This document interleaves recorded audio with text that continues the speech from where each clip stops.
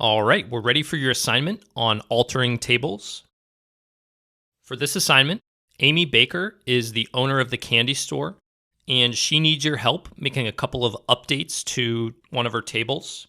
She's about to start sharing her database with her employees, but she needs a couple of things updated before she can do that. So the first thing, she needs you to remove the hourly wage column from the employees table. She doesn't want all of her employees being able to see what everyone else is earning.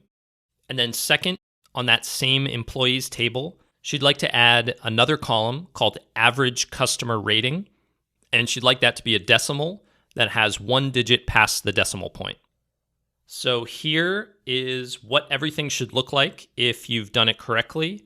You should go from this table, the employees table with an hourly wage column, to an updated table, and you can see the difference. One of them has hourly wage, one of them has average customer rating, which at some point in the future she would then populate. So give this a try. You're going to be using alter table. You're going to need to drop a column and add a column. You should have all the skills that you need. So really, please try to do this on your own, then come back and watch the solution video. Good luck.